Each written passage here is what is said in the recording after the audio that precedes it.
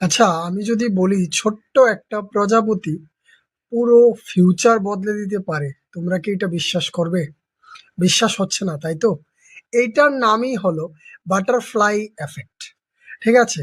এইটার মানে বোঝাচ্ছে যে তোমার আজকের দিনের ছোট্ট একটা কাজ ভবিষ্যতে কতটা এফেক্ট ফেলতে পারে, এটা হয়তোবা আমরা নিজেও কল্পনা করতে পারি না।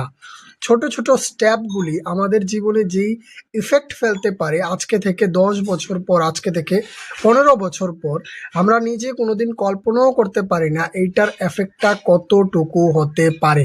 অ্যাজ অ্যান এক্সাম্পল, তুমি একটা কাজ করতে গিয়ে আজকে ফেলিওর দেখেছো, তুমি ওইটাতে সাকসেস হতে পারোনি, তুমি প্রচন্ড পরিমাণ দুঃখে আছো যে আমার ওই কাজটা করেছি এত মন দিয়ে, কিন্তু আমি সাকসেস হতে পারলাম না, ফেলিওর দেখলাম।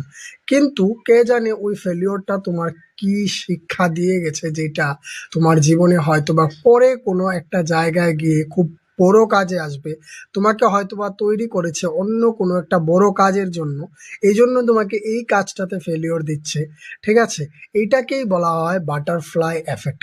অ্যাকর্ডিং টু সায়েন্টিফিক রিসার্চ, তারা বলেন যে একটা ছোট্ট প্রজাপতির একবার বেশি যদি ডানা ঝাপটায়, তাহলে কয়েক সপ্তাহ পর পৃথিবীর অন্য প্রান্তে বড় একটা ঝড় উঠতে পারে।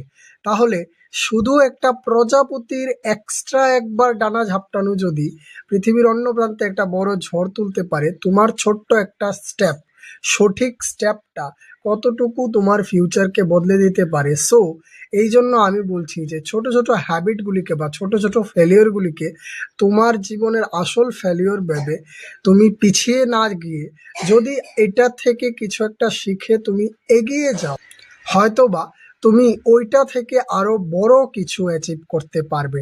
ঠিক আছে? সো ফেলিওরকে না ভয় পেয়ে এগিয়ে যাও, কোনো না কোনো একটা কিছুর মধ্যে গিয়ে বড় কিছু তোমার জন্য অপেক্ষা করছে ফিউচারে। সো এক্সপিরিয়েন্সগুলিকে কাজে লাগাতে থাকো। I am S Shan, signing of.